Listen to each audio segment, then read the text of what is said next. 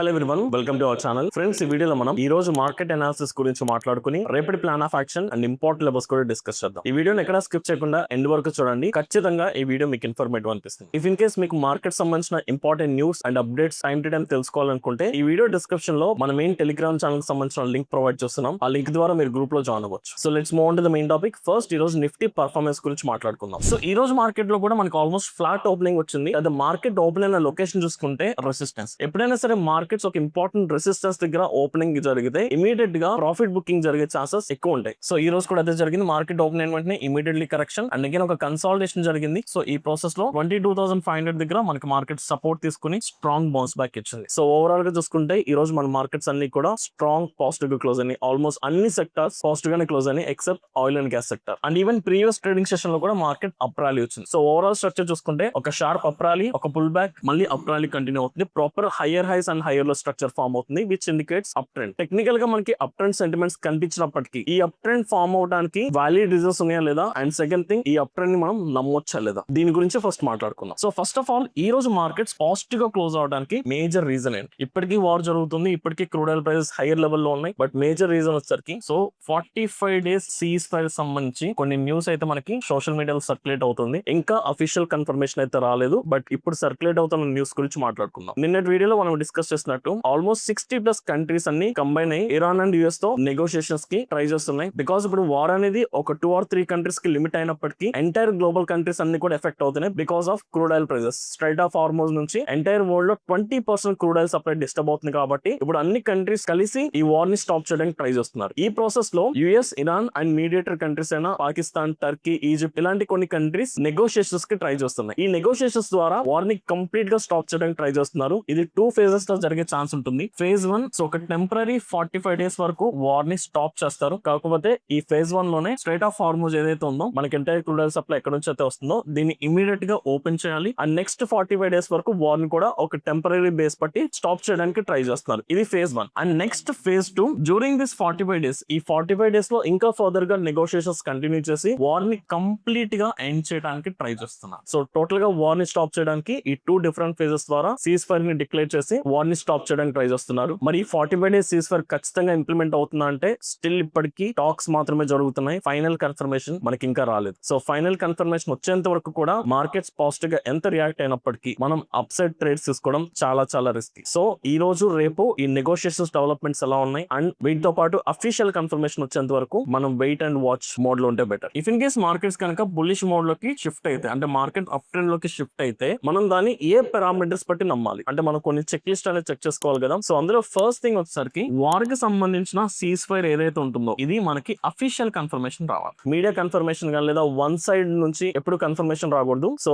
ఇప్పుడు వార్ ఏ కంట్రీస్ మధ్య అయితే జరుగుతుందో ఆ వార్ లో పార్టిసిపేట్ చేస్తున్న ప్రతి country like Israel, Iran, US major గా ఈ 3 కంట్రీస్ వార్ లో యాక్టివ్ గా పార్టిసిపేట్ చేస్తున్నాయి. ఈ 3 కంట్రీస్ నుంచి మనకి అఫీషియల్ అనౌన్స్మెంట్ వచ్చేంత వరకు కూడా మనం మార్కెట్స్ లో అప్ సైడ్ ప్లాన్ చేసుకోకూడదు అండ్ అలాగే ఈక్విటీ కూడా ఇన్వెస్ట్ చేసుకోవడం risk. So this is the first confirmation. And second thing మనం చెక్ చేసుకోవాల్సింది క్రూడ్ ఆయిల్ ప్రైసెస్. ఈ వార్ వల్ల మెయిన్ ఎఫెక్ట్ అవుతుంది క్రూడ్ ఆయిల్ మాత్రమే. సో ప్రెసెంట్ దీని ప్రైస్ $107 ఉంది. సో దీని ప్రైస్ తగ్గడం కూడా చాలా చాలా important. Crude oil prices 100 below కనుక వచ్చేస్తే అప్పుడు మనం కొంత హోప్స్ పెట్టుకోవచ్చు. ఈవెన్ 100 కూడా హైయర్ లెవెల్. నార్మల్ గా క్రూడ్ ఆయిల్ ప్రైస్ ఎప్పుడు కూడా $60-70 ఈ రేంజ్ లో ట్రేడ్ అవుతుంది. బట్ ఈ ప్రాసెస్ లో 100 బిలో కనుక ప్రైస్ వస్తే మార్కెట్ స్టెబిలైజ్ అవడానికి ఛాన్సెస్ ఎక్కువ ఉంటాయి. కాబట్టి సో క్రూడ్ ఆయిల్ ప్రైసెస్ కూడా ట్రాక్ చేసుకోవాలి. That should be below 100. And most important thing India VIX. మీరు ఈ రోజు అబ్జర్వ్ చేసుకుంటే మార్కెట్స్ ఇంక్రీజ్ అని ఆల్మోస్ట్ అన్ని సెక్టార్స్ పాజిటివ్ గా క్లోజ్ అయినాయి. కానీ ఇండియా విక్స్ 1% కూడా తగ్గలేదు. ఇండియా విక్స్ జస్ట్ 0.2% మాత్రం తగ్గింది. స్టిల్ ఇంకా మనకి 25 లెవెల్ దగ్గర అవైలబుల్ అవుతుంది. సో ఇండియా విక్స్ ఎక్కువ ఉందంటే మీనింగ్ ఏంటి? మార్కెట్స్ రికవరీ జరుగుతున్నప్పటికీ ఇండియా విక్స్ హైలో ఉందంటే మార్కెట్స్ ఇంకా డేంజర్ జోన్ లోనే ఉన్నాయి. సో మార్కెట్స్ డేంజర్ జోన్ లో ఉన్నంత వరకు like nothing but India VIX higher level లో ఉన్నంత వరకు కూడా మనం బుల్లిష్ మోడ్ లో ప్లాన్ చేసుకోవడం చాలా చాలా risk. So last 2 trading sessions నుంచి మనం మార్కెట్ లో బయింగ్ చూస్తున్నప్పటికీ మనం అప్ సైడ్ ఏదైనా ఇన్వెస్ట్మెంట్స్ ప్లాన్ చేసుకోవాలన్నా లేదా ట్రేడ్స్ తీసుకుని హోల్డ్ చేసుకోవాలనుకున్నా ఈ 3 కన్ఫర్మేషన్స్ వస్తేనే మనం డిసైడ్ అవ్వగలం. బట్ ఈ 3 కన్ఫర్మేషన్స్ తో పాటు మనకి ఫ్యూచర్ లో జరగబోతున్న కొన్ని ఈవెంట్స్ ని కూడా మనం చెక్ చేసుకోవాలి. నెక్స్ట్ ఈవెంట్ లైక్ ఈ వెన్స్డే మనకి ఆర్బీఐ మీటింగ్ ఉంది, ఇంట్రెస్ట్ రేట్స్ గురించి డెసిషన్ అండ్ అలాగే యూఎస్ కి సంబంధించిన ఎఫ్ఎంసీ మీటింగ్స్ కూడా ఉంది. సో వాళ్ళు కూడా ఇంట్రెస్ట్ రేట్ డెసిషన్ అనౌన్స్ చేయబోతున్నారు. అవి కూడా మార్కెట్ ఒక సెంటిమెంట్ ఇంపాక్ట్ చేయబోతున్నాయి. Even though war ceasefire వచ్చినప్పటికీ ఇమీడియట్ గా అప్సైడ్ ప్లాన్ చేసుకోకుండా వెన్స్డే అవుట్పుట్ కూడా చెక్ చేసుకుని వెళ్తే అది ఇంకా సేఫెస్ట్ థింగ్. అండ్ వాటితో పాటు మనకి April 9th నుంచి మనకి క్వార్టర్లీ రిజల్ట్స్ స్టార్ట్ అయిపోతున్నాయి, Q4 రిజల్ట్స్. ఇవి కూడా మార్కెట్ ఒక సెంటిమెంట్ ని డిసైడ్ చేస్తుంది. ఈవెన్ దో వార్ స్టాప్ అయినప్పటికీ ఒకవేళ క్వార్టర్లీ రిజల్ట్స్ నెగిటివ్ గా వస్తాయి, మళ్ళీ again market consolidation phase or down phase లోకి వెళ్ళిపోవచ్చు. సో ఓవరాల్ గా మార్కెట్ బుల్లిష్ మోడ్ లోకి వెళ్తున్నాయి, మనం ఇంకా ఈక్విటీలో ఇన్వెస్ట్మెంట్స్ ఆర్ యావరేజింగ్ చేసుకోవచ్చు అని కన్ఫర్మేషన్ రావాలంటే ఈ సినారియోస్ అన్ని మనకి పాజిటివ్ అవుట్కమ్స్ కనిపించాలి. అప్పటి వరకు కూడా ఐదర్ ట్రేడింగ్ అవాయిడ్ చేసుకోండి, లేదా ఏదన్నా టెంపరీ ట్రెండ్ తగ్గట్టు ఇంట్రాడే వరకే ప్లాన్ చేసుకుంటే బెటర్, కానీ పొజిషనల్ స్ట్రాటజీస్ కానీ ఓవర్ నైట్ BTST పొజిషన్స్ ఎప్పుడు తీసుకోవద్దు, రైట్? సో ఇప్పుడు రేపు Nifty exact plan of action ready చేసుకుందామండి. సో ఇప్పుడు మనం కంప్లీట్ న్యూట్రల్ సైడ్ ఉన్నాం, ఎందుకంటే వార్ జరుగుతుంది and more over P stocks కూడా కొంత పాజిటివ్ అవుట్కమ్స్ కనిపిస్తున్నాయి కాబట్టి మనం అప్ సైడ్ కి ప్లాన్ చేసుకుందాం, డౌన్ సైడ్ కి ప్లాన్ చేసుకుందాం, న్యూట్రల్ కి కూడా ప్లాన్ చేసుకుందాం. అండ్ మోర్ ఓవర్ రేపు Nifty weekly expiry. So first నిఫ్టీకి సంబంధించిన మేజర్ లెవెల్స్ చూసుకుంటే ఈ రోజు intraday high point 23,000 strong resistance level and further support 22,800 దగ్గర మనకు మేజర్ సపోర్ట్ ఉంది అండ్ 22,500 దగ్గర strong support level. So these are the major levels. Only ఈ లెవెల్స్ దగ్గర రియాక్ట్ అవుతాం. ఒకవేళ 23,000 క్రాస్ అయిందంటే మళ్ళీ 23,500 దగ్గర నెక్స్ట్ రెసిస్టెన్స్. సో ఇప్పుడు ఫస్ట్ ప్లాన్ ఆఫ్ యాక్షన్ వచ్చేసరికి ఓన్లీ లెవెల్స్ దగ్గర రియాక్ట్ అవుతాం. So market for example in between ఈ లెవెల్ దగ్గర ఎలా ఓపెన్ అయినప్పటికీ మనం ట్రేడ్ తీసుకోవద్దు. ఐదర్ మార్కెట్ రెసిస్టెన్స్ కి వెళ్ళినా రియాక్ట్ అవుదాం, లేదా సపోర్ట్ కి వచ్చినా రియాక్ట్ అవుదాం. సో ఇప్పుడు లెవెల్స్ దగ్గరికి వెళ్ళినప్పుడు టూ కన్ఫర్మేషన్స్. ఫర్ ఎగ్జాంపుల్ రేపు మార్కెట్ ఫ్లాట్ ఓపెనింగ్ జరిగింది, ఈ ప్రాసెస్ లో మళ్ళీ ఈ రోజు ఇంట్రాడే హై పాయింట్ కి వెళ్ళి ఇక్కడ అప్ సైడ్ బ్రేక్ అవ్వచ్చు ఫస్ట్ సినారియో, లేదా మార్కెట్ ఇంక్రీజ్ అయ్యి ఇక్కడ నుంచి రివర్సల్ కూడా అవ్వచ్చు. సో ప్రతి లెవెల్ దగ్గర ఇదే జరుగుతుంది కదా, ఐదర్ మార్కెట్ రివర్సల్ జరగాలి లేదా బ్రేక్అవుట్ అని జరగాలి, అది అప్ సైడ్ అయినా డౌన్ సైడ్ అయినా. సో ఒకవేళ మనకి సీజ్ ఫైర్ సంబంధించిన పాజిటివ్ అవుట్కమ్స్ వస్తున్నాయి అంటే ఖచ్చితంగా పాజిటివ్ సైడ్ వెళ్దాం. ఒకవేళ సీజ్ ఫైర్ సంబంధించిన పాజిటివ్ అవుట్కమ్స్ అఫీషియల్ గా రానంత వరకు కూడా అప్ సైడ్ ఏ బ్రేక్అవుట్ వచ్చినా దాన్ని ట్రేడ్ చేయొద్దు, ఆ రోజు మార్కెట్ ని ఇగ్నోర్ చేసుకోండి. టు బి హానెస్ట్ ఈ రోజు మార్కెట్ లో మనకి అప్ సైడ్ బ్రేక్అవుట్ వచ్చినప్పటికీ ఈ రోజు ట్రేడ్ చేయడం అనేది కంప్లీట్లీ రిస్క్, ఎందుకంటే అఫీషియల్ కన్ఫర్మేషన్ రానప్పటికీ మనం ఒక స్ట్రాంగ్ కన్విక్షన్ తో ట్రేడ్ తీసుకోవాలి. ఇప్పుడు మార్కెట్ క్లోజ్ అయిపోయింది, మార్కెట్ పెరిగింది కాబట్టి మనం ఎన్నైనా మాట్లాడుకోవచ్చు, బట్ ఆ ఇన్స్టాంట్ లో ఇక్కడ బ్రేక్అవుట్ వచ్చిన పాయింట్ లో మనం ట్రేడ్ తీసుకోవడానికి ఎవరికి ధైర్యం సరిపోదు. మనం ఎప్పుడు కూడా ఇమాజినేషన్స్ బట్టి ట్రేడింగ్ చేయకూడదు, కన్ఫర్మేషన్స్ బట్టి ట్రేడింగ్ చేయాలి. సో సీజ్ ఫైర్ అఫీషియల్ గా అనౌన్స్ చేస్తున్నారంటేనే మనం అప్ సైడ్ ట్రేడ్ తీసుకుందాం, అది రానంత వరకు అప్ సైడ్ ఏ బ్రేక్అవుట్ వచ్చినా ఇగ్నోర్ చేసుకోండి. సో ఒకవేళ మనకి సీజ్ ఫైర్ అనౌన్స్ చేస్తే ఖచ్చితంగా మార్కెట్ లో పాజిటివ్ ర్యాలీ ఎక్స్పెక్ట్ చేస్తాం కాబట్టి 23,000 బ్రేక్ చేసినా మనం బై సైడ్ ప్లాన్ చేసుకోవచ్చు, ఆర్ 23,500 బ్రేక్ చేసినా నెక్స్ట్ రెసిస్టెన్స్ ఈ లెవెల్ స్ట్రాంగ్ బ్రేక్అవుట్ ఇచ్చి మార్కెట్ పైకి వెళ్ళినా ఇక్కడ కూడా బై సైడ్ ప్లాన్ చేసుకోవచ్చు. ఆర్ ఎస్ మార్కెట్ ఒకవేళ బిగ్ గ్యాప్ జరిగిన గ్యాప్ ఫిల్ చేస్తున్న ప్రాసెస్ లో సేమ్ లెవెల్ దగ్గర కూడా మనం బయింగ్ ప్లాన్ చేసుకోవచ్చు. సో అఫీషియల్ కన్ఫర్మేషన్ వస్తుంది, అఫీషియల్ కన్ఫర్మేషన్ రానంత వరకు కూడా any rise in markets will give the selling opportunity. So 23,500 next resistance అనుకున్నాం కాబట్టి అఫీషియల్ కన్ఫర్మేషన్ రానంత వరకు ఈవెన్ దో మార్కెట్స్ ఇంక్రీజ్ అయినా ఇక్కడ నుంచి సెల్ సైడ్ ప్లాన్ చేసుకుందాం, లేదా 23,000 డౌన్ సైడ్ బ్రేక్ చేసినా ఇక్కడ సెల్ సైడ్ ప్లాన్ చేసుకుందాం, 22,800 బ్రేక్ చేసినా ఇక్కడ కూడా సెల్ సైడ్ ప్లాన్ చేసుకుందాం. సో రీసెంట్ డేస్ లో మార్కెట్స్ న్యూస్ కి అండ్ మీడియాలో వచ్చే రూమర్స్ కి కూడా బాగా రియాక్ట్ అవుతుంది కాబట్టి రూమర్స్ ని ఇగ్నోర్ చేసుకుని అఫీషియల్ కన్ఫర్మేషన్స్ కోసం మాత్రమే రియాక్ట్ అయితే better. So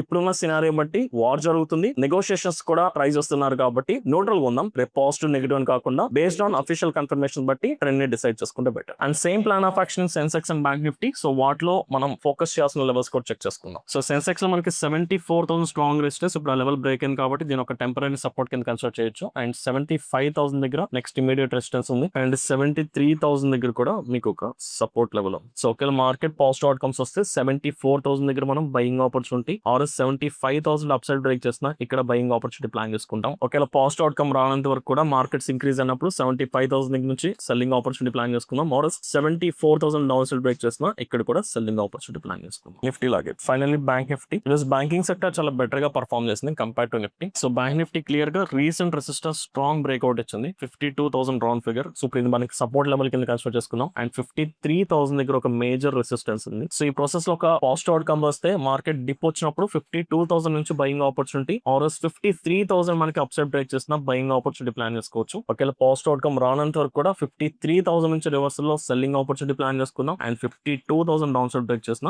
selling opportunity plan చేసుకుందాం. Simple strategy, first official confirmation set చేసుకుందాం, పాజిటివ్ అవుట్కమ్ అయితే బై సైడ్ ప్లాన్ చేసుకుందాం, నెగిటివ్ అవుట్కమ్ అయితే reversal out down side breakouts దగ్గర ప్లాన్ చేసుకుందాం సెల్ సైడ్. కానీ అప్ సైడ్ ట్రేడ్ చేయాలన్నా డౌన్ సైడ్ ట్రేడ్ చేయాలన్నా కామన్ థింగ్ ఏంటంటే ఓన్లీ సైకలాజికల్ రౌండ్ ఫిగర్స్. మనం ఏదైతే మేజర్ లెవెల్స్ అనుకున్నామో ఓన్లీ ఆ లెవెల్స్ దగ్గర మాత్రమే ట్రేడ్ చేసుకుంటే ఇలాంటి వాలటైల్ మార్కెట్స్ లో మనకు కొంచెం సక్సెస్ అవడానికి హై పాసిబిలిటీస్ ఉంటాయి. So that's it guys, I hope ఈ వీడియో మీకు అర్థమైంది అనుకుంటున్నాను. ఇఫ్ ఇన్ కేస్ ఈ వీడియో కనుక మీకు ఇన్ఫర్మేటివ్ అనిపిస్తే ఈ వీడియోని లైక్ చేసి మీ జెన్యూన్ ఒపీనియన్స్ ని కమెంట్ సెక్షన్ లో మెన్షన్ చేయండి. Thank you.